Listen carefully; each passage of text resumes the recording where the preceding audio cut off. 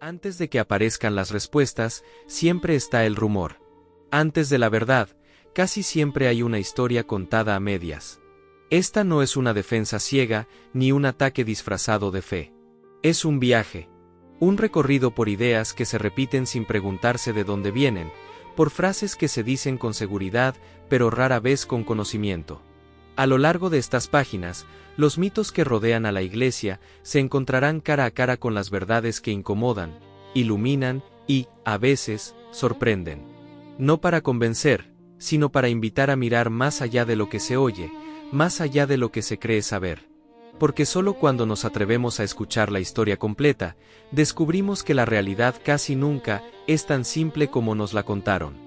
La primera vez que Julián escuchó decir que la Iglesia solo quiere controlar a la gente, fue en una mesa cualquiera, una tarde cualquiera, con un café que ya se había enfriado.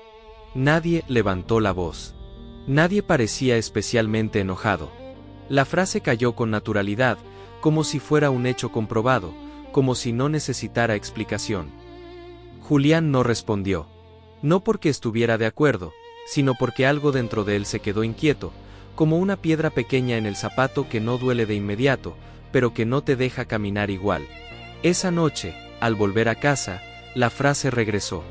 Luego otra, la Iglesia está en contra del progreso. Después una más, todo es dinero y poder. Julián se dio cuenta de algo inquietante. Había escuchado esas ideas durante años, repetidas por personas distintas, en contextos distintos, pero casi siempre con el mismo tono seguro, como si fueran verdades heredadas que nadie se detuvo a revisar. No era creyente fervoroso, ni detractor declarado. Se movía en ese terreno cómodo de la indiferencia respetuosa. Pero esa noche, decidió hacer algo poco habitual. En lugar de aceptar o rechazar esas ideas de inmediato, quiso entenderlas. No desde la defensa ciega, ni desde el ataque fácil, sino desde la pregunta honesta. ¿De dónde venían esos mitos? ¿Qué parte era exageración? ¿Qué parte malentendido? ¿Qué parte verdad incómoda? Abrió su computadora sin un plan claro. No buscaba argumentos para ganar discusiones, sino historias. Quería saber cómo se había formado esa imagen de la Iglesia que flotaba en el imaginario colectivo, a veces oscura, a veces caricaturesca, a veces profundamente injusta. Al empezar a leer, se dio cuenta de que no estaba entrando a un tema simple, sino a un territorio lleno de luces y sombras, de errores humanos y gestos heroicos, de silencios culpables y palabras que cambiaron vidas. Descubrió que muchos mitos nacen de verdades incompletas, como fotografías recortadas donde solo se ve una parte del paisaje. Por ejemplo, el mito de que la Iglesia es una institución rígida, incapaz de cambiar. Julián encontró textos antiguos donde se discutían ideas con una libertad que no imaginaba, debates intensos, concilios llenos de desacuerdos, reformas impulsadas desde dentro. No todo cambio fue rápido ni perfecto, pero la historia no era tan estática como le habían contado. También se topó con verdades difíciles. Casos reales de abuso de poder, silencios dolorosos, decisiones que causaron daño. No eran inventos. Eran heridas abiertas. Y ahí entendió algo importante. Reconocer esas verdades no debilitaba la fe de quienes creían, sino que la hacía más humana, más honesta. El problema no era hablar de los errores, sino reducir toda una historia milenaria únicamente a ellos. Mientras leía, Julián sintió que estaba atravesando una puerta invisible. Detrás no había una iglesia idealizada, ni una completamente corrupta, sino una comunidad formada por personas reales, con grandezas y miserias. Personas capaces de construir hospitales y universidades, y también de equivocarse gravemente. Personas que, a lo largo de los siglos, buscaron a Dios de formas torpes y luminosas al mismo tiempo. Se dio cuenta de que muchos mitos funcionan como atajos mentales. Simplifican lo complejo para que no tengamos que pensar demasiado. Decir, todo es mentira, o todo es verdad, es más cómodo que aceptar la tensión entre ambas cosas. Pero la realidad, como estaba descubriendo Julián, no cabe en frases cortas. Cerca de la medianoche, cerró la computadora.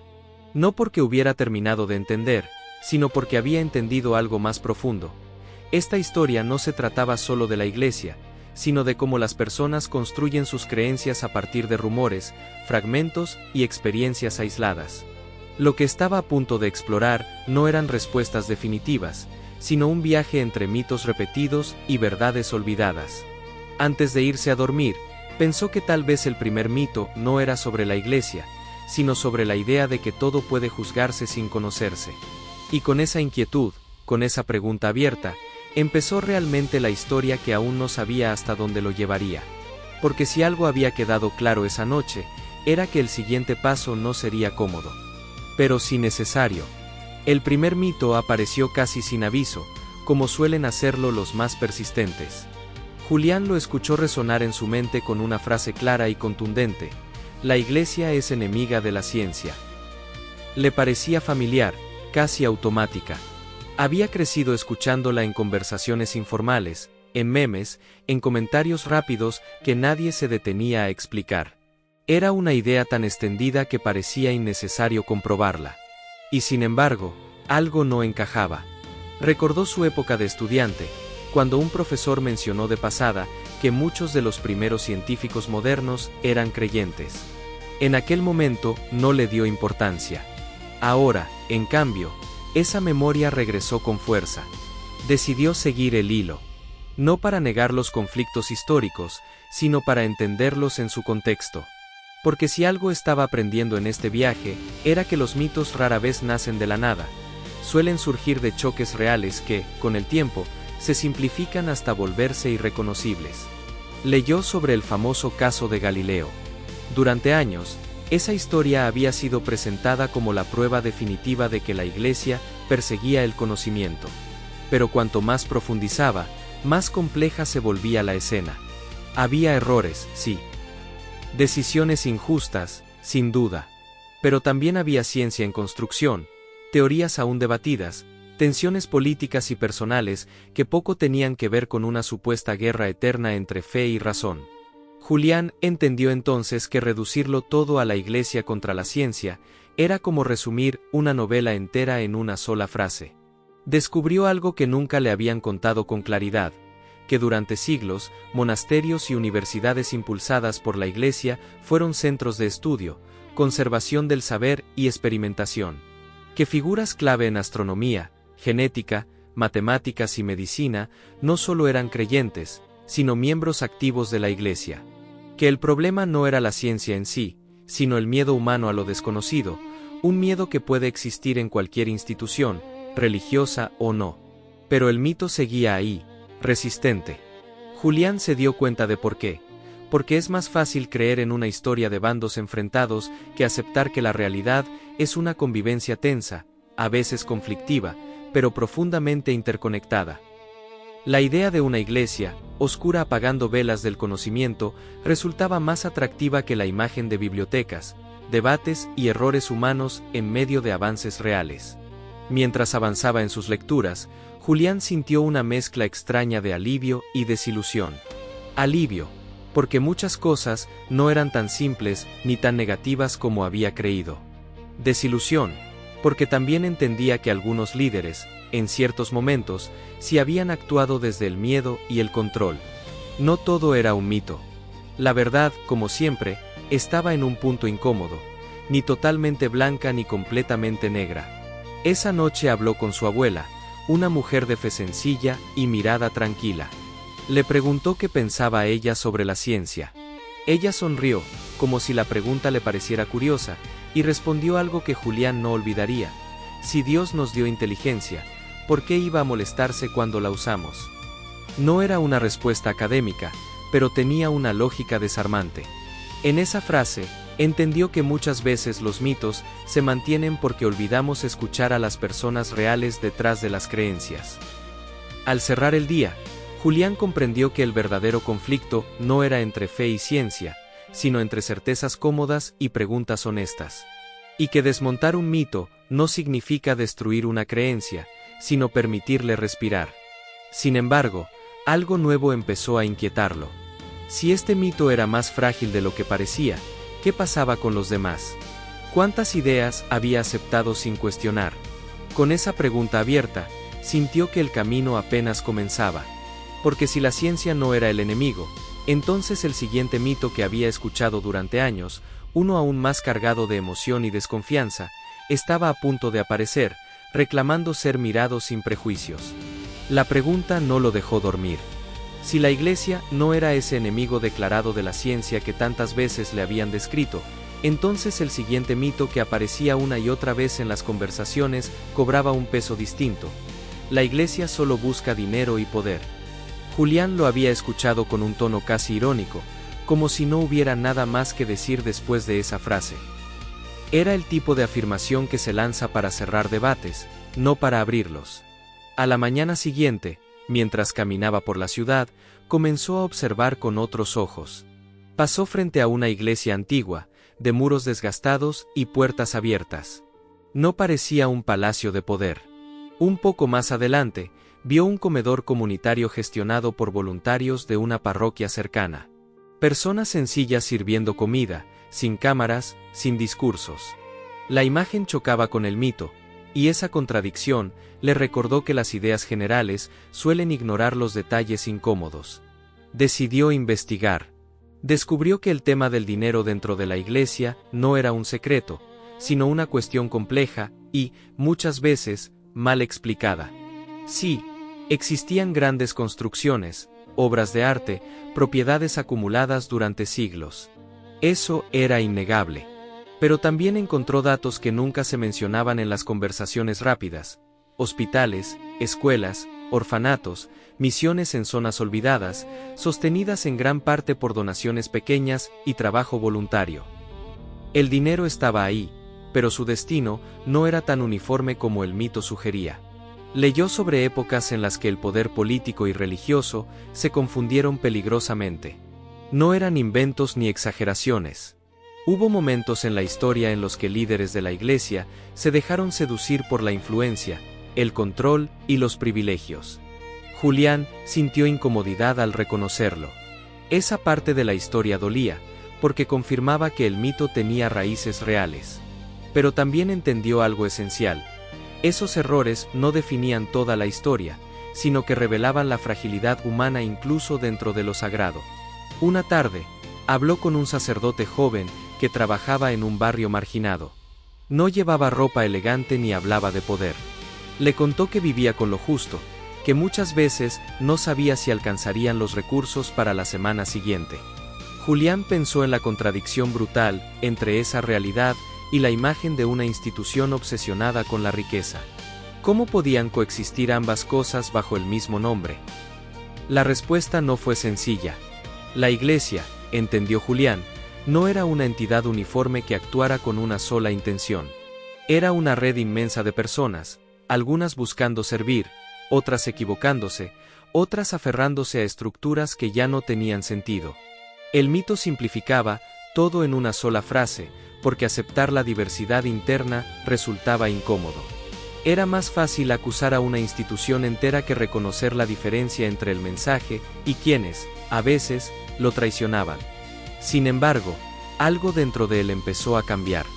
No se trataba de justificar errores ni de negar abusos de poder. Se trataba de entender que el problema no era exclusivo de la Iglesia, sino profundamente humano.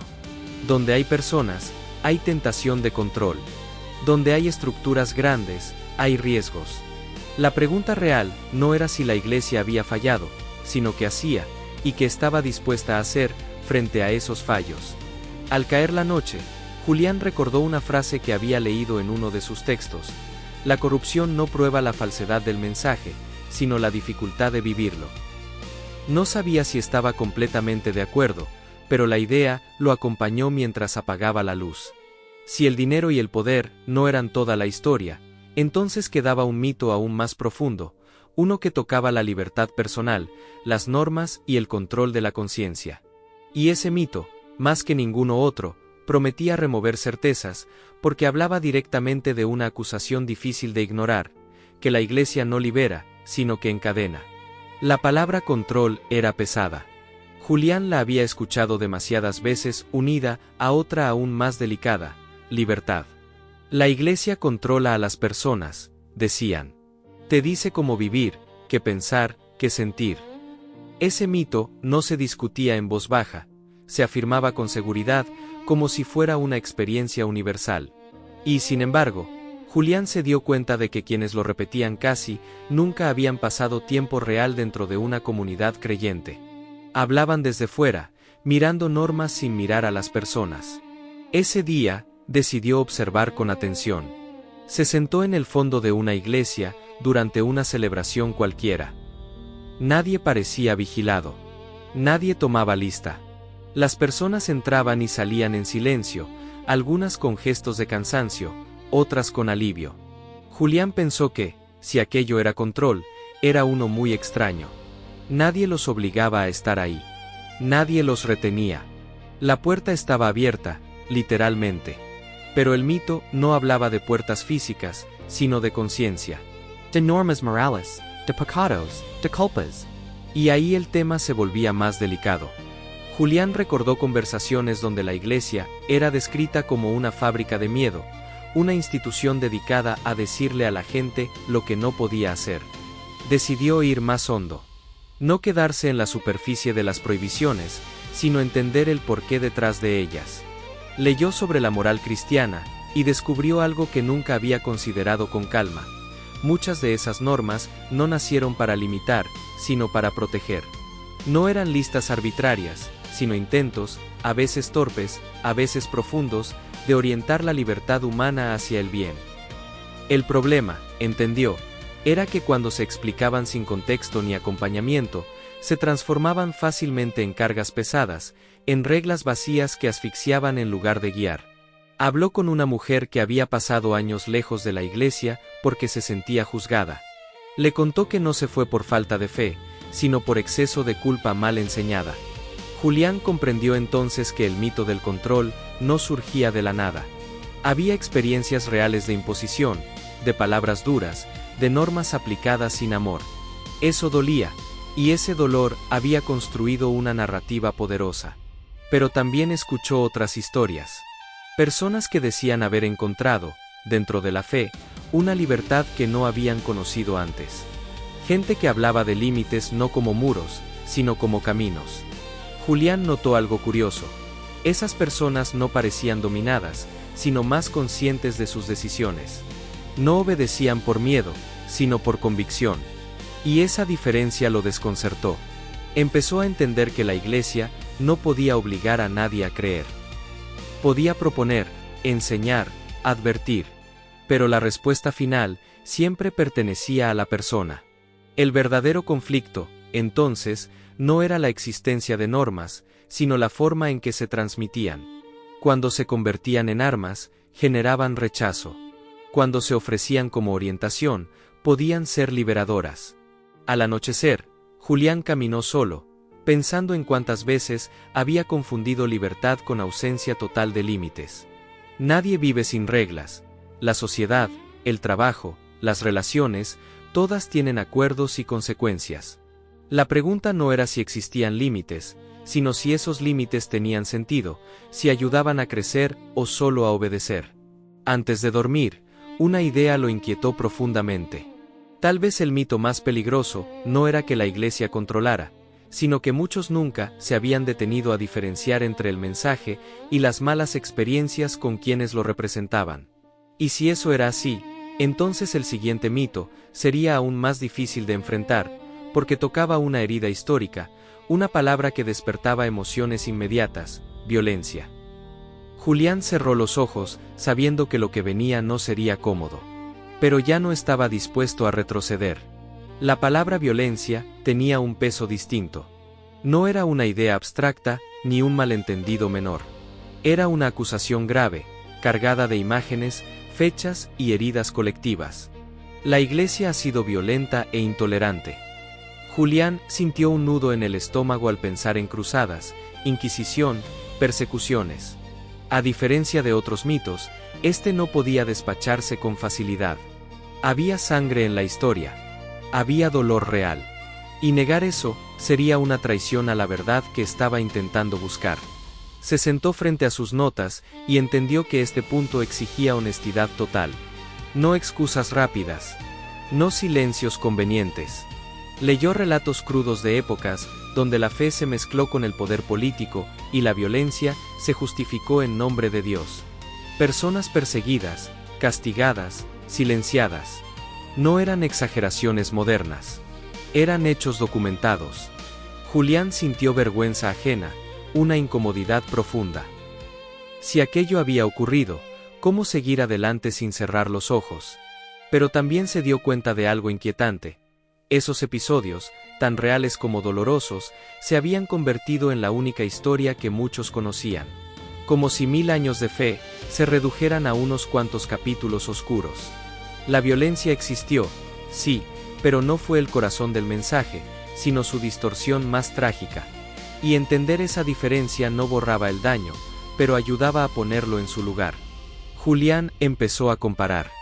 Vio cómo casi todas las grandes ideologías, religiosas o no, habían producido violencia cuando se fusionaron con el poder absoluto. No era un consuelo, pero sí una clave. El problema no era la fe en sí, sino lo que ocurre cuando los seres humanos creen tener a Dios completamente de su lado y dejan de escuchar al otro. Ahí, la religión se convierte en arma. No porque lo sea en esencia, sino porque puede ser manipulada. Escuchó el testimonio de un historiador creyente que dijo algo que se le quedó grabado. La Iglesia ha pedido perdón por sus errores, pero el mundo no siempre está dispuesto a escuchar un perdón que no encaja con el mito. Julián buscó esas disculpas oficiales, esas declaraciones incómodas donde se reconocían culpas pasadas. No eran perfectas, ni mágicas, pero existían. Y rara vez se mencionaban en los debates cotidianos. Al mismo tiempo, descubrió historias casi invisibles. Personas de fe que protegieron perseguidos, que escondieron vidas en tiempos de guerra, que desobedecieron órdenes injustas precisamente por su conciencia cristiana. Esas historias no negaban la violencia, pero mostraban otra cara, la de quienes entendieron el mensaje como una llamada radical al amor, incluso cuando el contexto empujaba al odio. Julián sintió que estaba caminando sobre una cuerda floja. Si minimizaba la violencia, traicionaba la verdad. Si la absolutizaba, caía en la caricatura. La realidad exigía equilibrio, y ese equilibrio era incómodo. Porque obligaba a reconocer que la Iglesia no siempre fue refugio, pero tampoco fue solo verdugo. Esa noche soñó con un archivo inmenso, lleno de voces que hablaban al mismo tiempo. Algunas gritaban dolor. Otras pedían perdón. Otras susurraban actos de bondad silenciosa. Al despertar, entendió que la historia no se puede simplificar sin mutilarla. El mito de la violencia persistía, porque era más fácil señalar que escuchar todas las voces. Y entonces apareció una pregunta aún más delicada. Si la Iglesia había fallado de formas tan profundas, ¿qué pasaba con su credibilidad moral hoy? ¿Podía seguir hablando de valores, de verdad, de bien? Ese pensamiento lo acompañó durante horas, hasta que comprendió que el siguiente mito no vendría del pasado lejano, sino de una herida mucho más cercana, más viva, más difícil de mirar de frente. Una herida que no se estudia en libros de historia, sino en titulares, silencios y miradas que esquivan. La herida no estaba en pergaminos antiguos ni en fechas remotas. Estaba viva. Respiraba en titulares recientes, en miradas que se apartaban, en un silencio que pesaba más que cualquier acusación. La Iglesia encubre el mal. Ese mito, o esa verdad, según quien hablara, no necesitaba contexto histórico para doler. Era inmediato, actual, imposible de esquivar. Julián lo sabía, aquí no bastaban matices fáciles. Se obligó a no retroceder. Leyó testimonios de víctimas, palabras rotas, relatos donde el dolor no pedía debate, sino escucha. Entendió que, durante demasiado tiempo, el silencio había sido una respuesta equivocada, que hubo encubrimientos reales, decisiones mal tomadas, protección de instituciones por encima de personas. No era una invención. Y reconocerlo no era un ataque, era un acto mínimo de justicia. Pero el mito crecía cuando esa verdad parcial se convertía en totalidad. Como si cada comunidad, cada creyente, cada gesto estuviera definido por esos crímenes. Julián sintió la tensión entre dos peligros, negar el mal o absolutizarlo. Ambos, comprendió, impedían la sanación. Negarlo traicionaba a las víctimas, Absolutizarlo condenaba a quienes luchaban por cambiar las cosas desde dentro. Buscó señales de transformación.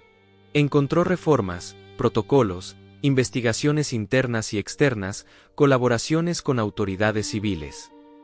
No eran perfectas ni suficientes para borrar el daño, pero marcaban una diferencia con el pasado. También encontró resistencias, miedos, errores persistentes. La verdad no avanzaba en línea recta. Avanzaba a trompicones, con retrocesos dolorosos. Una tarde, Julián asistió a una charla donde una sobreviviente hablaba con una serenidad que no ocultaba la herida. Dijo algo que le heló la sangre: no quiero que destruyan la fe de nadie. Quiero que la fe deje de destruir. Esa frase partió el mito en dos. Porque mostraba que el problema no era la fe, sino su traición. No el mensaje, sino su uso perverso. Julián entendió entonces por qué este tema encendía tantas emociones. Porque tocaba la confianza. Y la confianza, una vez rota, no se repara con declaraciones, sino con coherencia sostenida en el tiempo.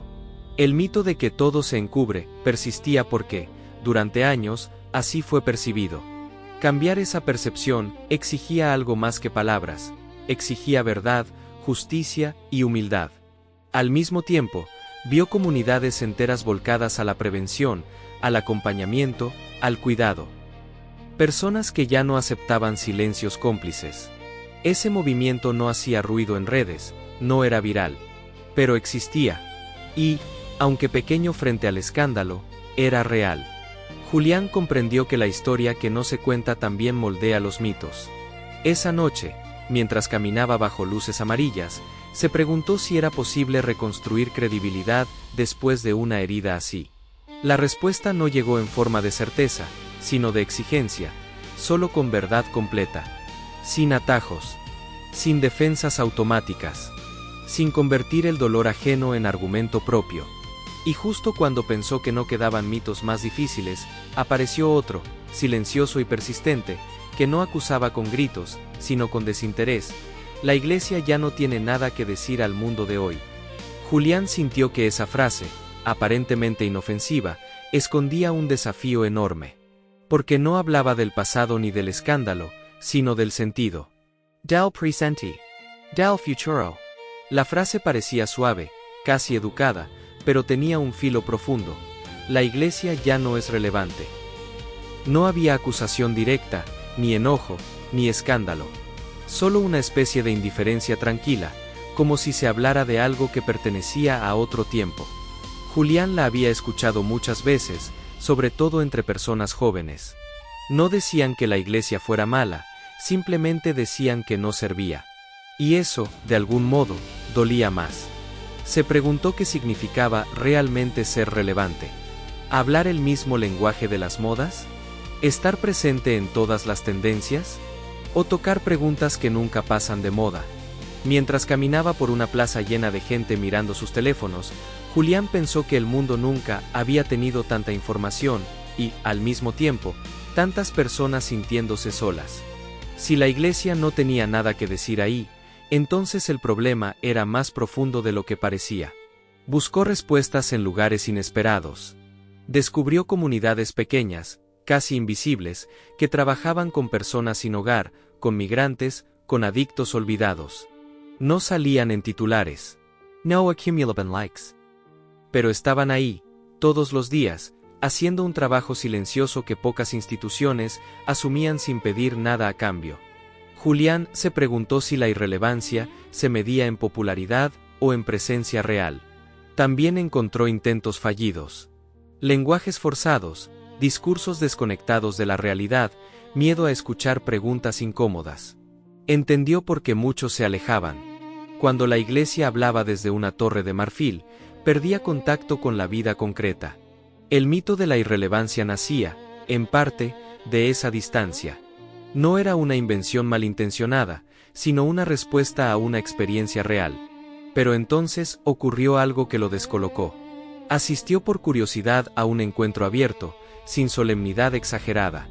Personas compartiendo dudas, heridas, búsquedas. Nadie fingía tener todas las respuestas. Julián se dio cuenta de que ahí, en esa fragilidad compartida, había algo profundamente actual. Algo que no competía con el mundo moderno, sino que lo interpelaba. Comprendió que la Iglesia no siempre sabía comunicar su mensaje, pero el núcleo de ese mensaje, sentido, dignidad, esperanza, amor que no depende del rendimiento, seguía tocando fibras humanas muy actuales. El problema no era la falta de contenido, sino la forma. Y cuando la forma fallaba, el mito crecía, ya no sirve. Esa noche pensó en cuántas veces había confundido ruido con relevancia. Lo que grita no siempre transforma. Lo que transforma, muchas veces, ocurre en silencio. Julián empezó a sospechar que el verdadero desafío no era demostrar que la Iglesia era moderna, sino que era auténtica. Y la autenticidad nunca pasa de moda. Sin embargo, algo quedaba pendiente. Porque incluso si la Iglesia aún tenía algo que decir, muchos sentían que ese mensaje no era para ellos. Que había personas excluidas, juzgadas, dejadas fuera del relato. Y ese sentimiento alimentaba otro mito poderoso, uno que hablaba de puertas cerradas y de amores condicionados. Julian respiró hondo. Sabía que el siguiente paso no sería intelectual, sino profundamente humano. Porque tocaría el tema más sensible de todos, quién es aceptado y quién no. La idea apareció sin gritar, pero pesaba como una puerta cerrada. La Iglesia no es para todos. Julián había escuchado esa frase en labios cansados, no en voces agresivas.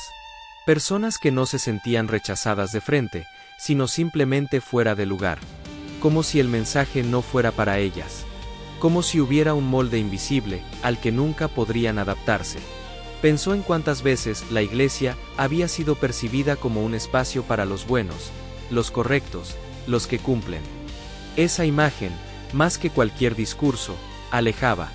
Porque nadie vive sin contradicciones. Nadie llega limpio, completo, resuelto.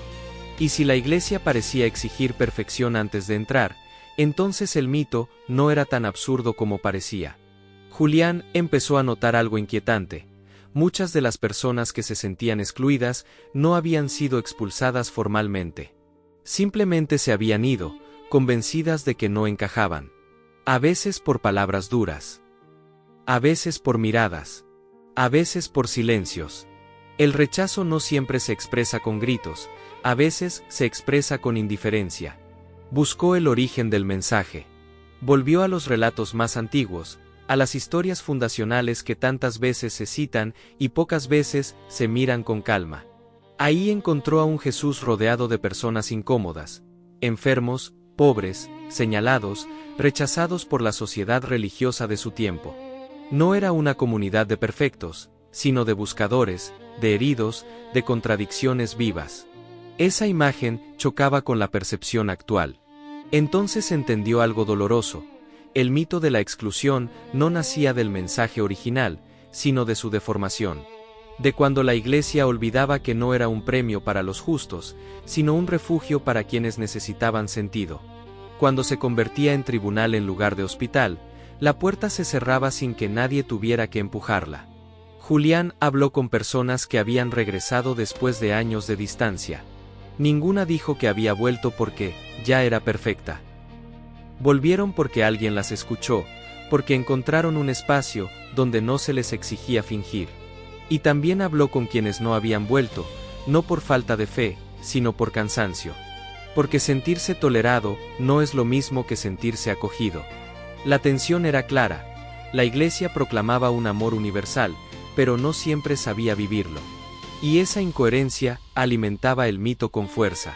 No bastaba decir, todos son bienvenidos, si el lenguaje, las actitudes y las estructuras decían lo contrario. Julián comprendió que aquí no había soluciones rápidas, solo un llamado incómodo a la coherencia. Esa noche, se preguntó si era posible reconstruir la imagen de una iglesia realmente abierta, sin diluir su identidad. No una que cambie su mensaje según el aplauso, sino una que aprenda a acompañar sin condenar. El desafío no era pequeño, pero tampoco imposible. Y justo cuando pensó que el recorrido estaba llegando a su punto más humano, apareció un último mito, más silencioso pero decisivo. No hablaba de poder, ni de violencia, ni de exclusión. Hablaba de algo más íntimo. La fe es una ilusión para personas débiles. Julián sintió que esa frase tocaba el corazón mismo de todo lo que había explorado hasta ahora. La frase era corta, pero atravesaba como una aguja. La fe es solo un refugio para personas débiles. Julián la había escuchado con una mezcla de burla y lástima, como si creer fuera una muleta emocional para quienes no podían enfrentar la realidad. No había rabia en esa idea, solo una seguridad fría, casi condescendiente. Y precisamente por eso, era tan difícil de desmontar. Se preguntó qué entendía la gente por debilidad. ¿Judah? ¿Buscar sentido? ¿Reconocer que no todo está bajo control? En un mundo que premia la autosuficiencia y castiga la vulnerabilidad, admitir que uno necesita algo más grande que sí mismo parecía un fracaso. Julián comenzó a sospechar que el mito no hablaba tanto de la fe, sino del miedo moderno a mostrarse frágil. Miró a su alrededor. Vio personas exitosas, seguras en apariencia, cargando ansiedades silenciosas. Vio gente que no creía en nada trascendente, pero se aferraba desesperadamente al trabajo, al reconocimiento, al consumo. ¿Eso era fortaleza? ¿O simplemente otra forma de refugio, más aceptada socialmente? La pregunta lo incomodó. Buscó historias concretas. Encontró científicos, médicos, artistas, pensadores que no solo creían, sino que reconocían en la fe un motor, no una evasión. Personas que no usaban a Dios para escapar del dolor, sino para atravesarlo. Julián notó algo en común entre ellos. No hablaban desde la negación de la realidad, sino desde una aceptación profunda de sus límites. También escuchó relatos opuestos. Personas que sí habían usado la fe como escondite, como anestesia, como excusa para no enfrentar responsabilidades. Eso existía. Y admitirlo era necesario. Pero convertir ese mal uso en definición absoluta era injusto. Era como decir que el amor no sirve porque alguien lo usó para manipular. Julián entendió entonces que la fe no elimina la debilidad, sino que la reconoce. No promete invulnerabilidad, sino sentido. No evita el sufrimiento, pero ofrece un horizonte para atravesarlo. Y paradójicamente, eso exige más valentía que fingir autosuficiencia. Porque creer no es cerrar los ojos, sino abrirlos a preguntas que no tienen respuestas simples. Recordó una conversación con un amigo, que había perdido a alguien muy cercano. No encontró en la fe una solución mágica, pero sí un lugar donde llorar sin vergüenza, donde el dolor no era absurdo. Julián comprendió que llamar debilidad a esa experiencia decía más del observador que de quien la vivía. Esa noche, sentado en silencio, aceptó algo importante. Desmontar este mito no significaba afirmar que la fe fuera para todos de la misma manera. No todos creerían. No todos encontrarían ahí su camino. Y eso estaba bien. La fe no necesitaba imponerse para ser auténtica. Solo necesitaba ser honesta. Al cerrar los ojos, Julián sintió que el recorrido estaba llegando a su fin. Había atravesado mitos duros, verdades incómodas, contradicciones humanas. Pero aún faltaba algo. No una respuesta definitiva, sino una síntesis. Un lugar donde todo lo explorado pudiera encontrarse sin simplificarse. Porque después de tantos mitos y verdades, quedaba una pregunta final, la más importante de todas. ¿Qué hacer con todo esto? Julián entendió que no había llegado al final con respuestas cerradas, sino con una mirada distinta. Los mitos no se habían evaporado mágicamente, ni las verdades se habían vuelto cómodas. Todo seguía ahí, coexistiendo. Pero ya no ocupaban el mismo lugar. Ahora sabía que muchos mitos nacen del dolor, de experiencias reales mal elaboradas, de errores humanos amplificados por el silencio o la simplificación. Y que muchas verdades, por incómodas que sean, solo sanan cuando se miran de frente. Comprendió que la Iglesia no era una idea abstracta ni una institución monolítica, sino una historia viva hecha de personas. Personas capaces de gestos luminosos y de errores graves. Personas que a veces traicionan el mensaje que dicen anunciar, y otras veces lo encarnan con una coherencia silenciosa que rara vez se vuelve viral. Reducir todo a un mito era injusto. Idealizarlo todo, también. Julián ya no podía decir, la Iglesia es. Como si fuera una sola cosa. Ahora sabía que había iglesias que herían y otras que sanaban. Voces que juzgaban y voces que acompañaban. Silencios que dañaban y silencios que sostenían. La diferencia no estaba en el nombre, sino en la fidelidad al mensaje que decía anunciar. Mientras caminaba por la ciudad, pensó que tal vez el mayor error no era creer o no creer, sino dejar de preguntar. Aceptar mitos sin revisar o verdades sin profundizar. La fe, entendió, no debía ser una venda en los ojos, sino una invitación a mirar más hondo. Y la crítica no debía ser un arma, sino una búsqueda honesta de coherencia. Se dio cuenta de que este viaje no había sido solo sobre la iglesia, sino sobre cómo construimos nuestras ideas, cómo juzgamos realidades complejas con frases simples, cómo preferimos certezas cómodas a preguntas incómodas. Y esa lección iba mucho más allá de la religión. Antes de detenerse, Julián se giró, como si mirara directamente a quien había acompañado esta historia. No con intención de convencer, sino de invitar. Porque al final, cada persona debe decidir qué hacer con lo que ha visto, escuchado y sentido. Tal vez tú también hayas crecido rodeado de mitos. Tal vez hayas vivido heridas reales. Tal vez sientas distancia, duda o curiosidad. Sea cual sea tu punto de partida, esta historia no termina aquí. Continúa en cada pregunta honesta, en cada conversación respetuosa, en cada intento de mirar más allá de la superficie. Si esta historia te ayudó a reflexionar, si alguna idea te incomodó o te hizo mirar con nuevos ojos, este espacio también es para ti. Suscríbete al canal para seguir explorando temas de fe, vida y verdad, sin simplificaciones ni discursos vacíos. Aquí no buscamos imponer respuestas, sino caminar juntos entre preguntas reales.